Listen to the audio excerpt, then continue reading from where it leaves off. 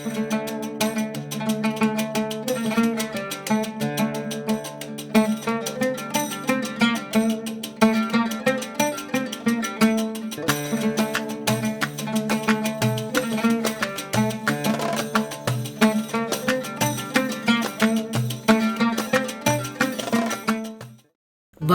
நண்பர்களே, இன்று நாம் இந்திய வரலாற்றில் மிக வலுவான பாதுகாப்பு அமைப்புகளை கொண்ட ஹைதர் அலி மற்றும் திப்பு சுல்தானின் வரலாற்றை தனக்குள் கொண்ட பாலக்காடு கோட்டைக்கு தான் இன்று வந்திருக்கிறோம்.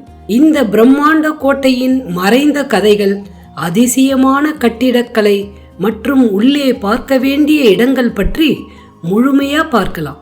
அதனால வீடியோவை ஸ்கிப் பண்ணாம ஃபுல்லா பாருங்க. பாலக்காடு நகரின் மையத்தில் அமைந்துள்ள பாலக்காடு கோட்டை ஒரு சாதாரண வரலாற்று கட்டிடம் அல்ல. ஒரு காலத்தில் அகலிகளில் முதலைகள் விடப்பட்டும் பீரங்கிகள் மற்றும் துப்பாக்கிகளால் சூழப்பட்டும் இருந்த இந்த கோட்டை இந்திய வரலாற்றில் மிக வலுவான பாதுகாப்பு அமைப்புகளை கொண்ட கோட்டைகளில் ஒன்றாக விளங்குகிறது. இன்றும் சிறந்த நிலையில் பாதுகாக்கப்பட்டு வரும் இந்த கோட்டை கேரள மாநிலத்தின் பாலக்காடு நகரின் அடையாளமாகவும் இந்தியாவின் மிக பிரமிப்பூட்டும் வரலாற்று கோட்டைகளில் ஒன்றாகவும் திகழ்கிறது. 300 ஆண்டுகளுக்கு முன் 1760 முதல் 1766 காலகட்டத்தில் இந்த கோட்டை கட்டப்பட்டது. கருங்கல்களால் கட்டப்பட்ட இந்த பிரம்மாண்ட கோட்டை பரப்பளவில் மிக பெரியது. கோட்டையை முழுவதுமாக சுற்றி பார்க்க குறைந்தது 1 மணி நேரம் ஆகும்.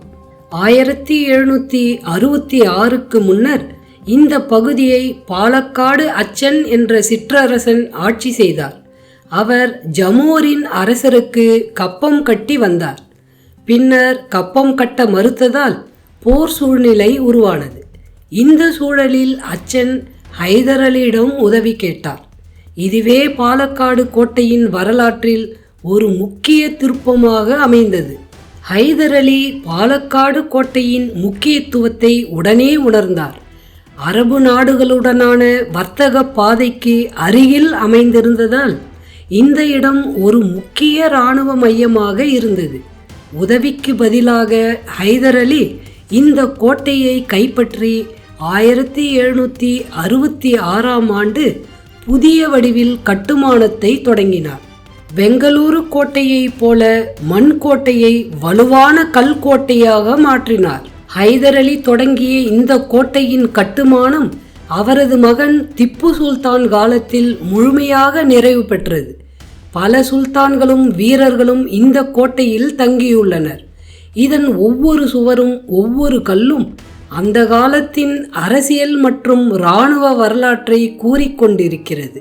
இதுதான் பாலக்காடு கோட்டையின் பிரதான நுழைவாயில். உயரமான மதில் சுவர்கள், குறுகிய நுழைவு வழிகள் மற்றும் ஒரே முக்கிய வாயில் ஆகியவை எதிரிகள் எளிதில் உள்ளே புக முடியாதபடி வடிவமைக்கப்பட்டுள்ளன. இந்த வாயில் கர்நாடக பகுதிகளில் காணப்படும் கோட்டை கட்டிடக்கலையை நினைவூட்டுகிறது. கேரளாவில் பொதுவாக லேட்டரைட் கற்கள் பயன்படுத்தப்பட்டாலும் இந்த கோட்டையில் பல இடங்களில் வலுவான கல் கட்டுமானம் காணப்படுகிறது.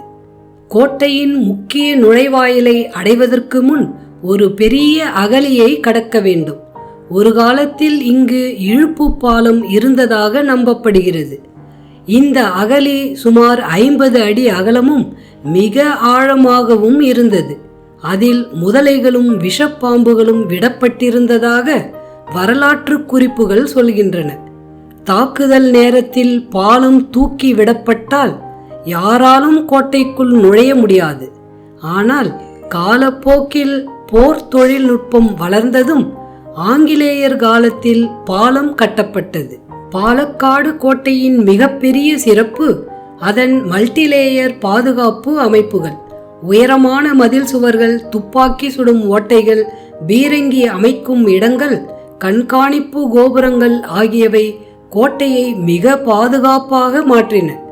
ஒவ்வொரு இடத்திலும் வீரர்கள் நின்று எதிரிகளை கண்காணிக்க முடியும் வகையில் இந்த அமைப்புகள் திட்டமிடப்பட்டுள்ளன. இந்த கோட்டையில் பல வட்ட வடிவ பாதுகாப்பு முனைகள் உள்ளன. ஒவ்வொரு முனையிலும் 9 பீரங்கிகள் வரை வைக்க முடியும். சில பீரங்கிகள் நீண்ட தூர தாக்குதலுக்காகவும் சில குறுகிய தூர தாக்குதலுக்காகவும் வடிவமைக்கப்பட்டிருந்தன. ஒரே நேரத்தில் 100க்கும் மேற்பட்ட வீரர்கள் இங்கு இருந்து பீரங்கிகளை இயக்கியுள்ளனர். காலப்போக்கில் கோட்டையின் பல பகுதிகள் கோவில்களாகவும் அரசு அலுவலகமாகவும் மாற்றப்பட்டன. குறிப்பாக 19ஆம் நூற்றாண்டில் சில பகுதிகள் தாலுகா அலுவலகமாக பயன்படுத்தப்பட்டன. கோட்டைக்குள் ஒரு ஹனுமன் கோவிலும் உள்ளது. அதன் மேல் பகுதியில் உள்ள துப்பாக்கி துளைகள் மூலம் வீரர்கள் எதிரிகளை குறிவைத்து தாக்கும் வகையில் அமைக்கப்பட்டிருந்தது. தொடர்ந்து பயன்பாட்டில் இருந்ததால்தான் இந்த கோட்டை இன்று வரை பெரிதாக சேதமடையாமல் பாதுகாக்கப்பட்டுள்ளது.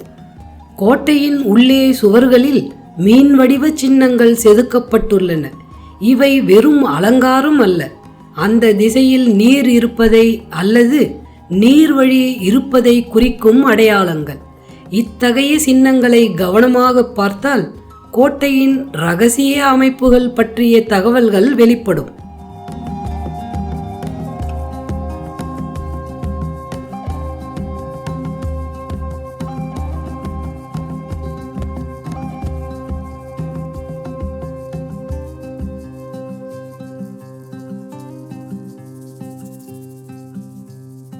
கோட்டையின் உள்ளே ஒரு மிகப்பெரிய கிணறு உள்ளது.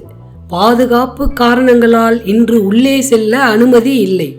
சுமார் 65 அடி நீளமுள்ள மிகப்பெரிய மற்றும் கனமான கற்களை பயன்படுத்தி கட்டப்பட்ட இந்த கிணறு அந்த கால பொறியியல் அறிவின் உச்சத்தை வெளிப்படுத்துகிறது.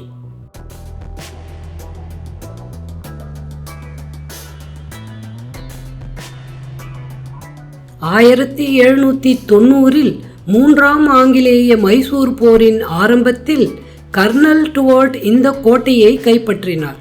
அதன் பிறகு 1947 வரை இந்த கோட்டை ஆங்கிலேயர்களின் கட்டுப்பாட்டிலேயே இருந்தது. இருப்பினும் ஹைதர் அலி தொடங்கி திப்பு சுல்தான் நிறைவு பெற்றதால் இன்றும் இது திப்பு சுல்தான் கோட்டை என்றே அழைக்கப்படுகிறது.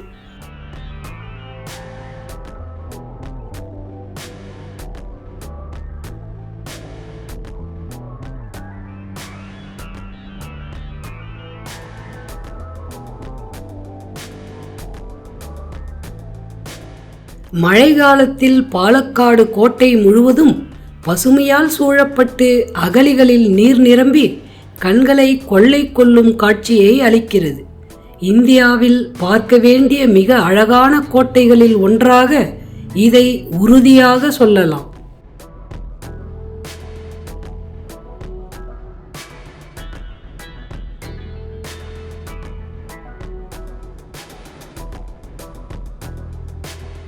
இந்த கோட்டை காலை 8 மணி முதல் மாலை 5:30 மணி வரை திறந்திருக்கும். கோட்டைக்குள் செல்ல ஒரு நபருக்கு ரூபாய் 25 கட்டணம் வாங்கப்படுகிறது. 15 வயதிற்கு உட்பட்ட குழந்தைகளுக்கு கட்டணம் இல்லை. கோட்டையில் இருந்து பாலக்காடு ரயில் நிலையம் 2 கிலோமீட்டர் தொலைவில் அமைந்துள்ளது. சென்னை, கோயம்புத்தூர், திருச்சி, மதுரை, சேலம், ஈரோடு போன்ற முக்கிய நகரங்களில் இருந்து பாலக்காடு செல்ல நேரடி ரயில்கள் கிடைக்கின்றன. பாலக்காடு ஜங்ஷனில் இறங்கி அங்கிருந்து ஆட்டோ, டாக்ஸி அல்லது நகர பேருந்து மூலம் கோட்டையை எளிதாக அடையலாம்.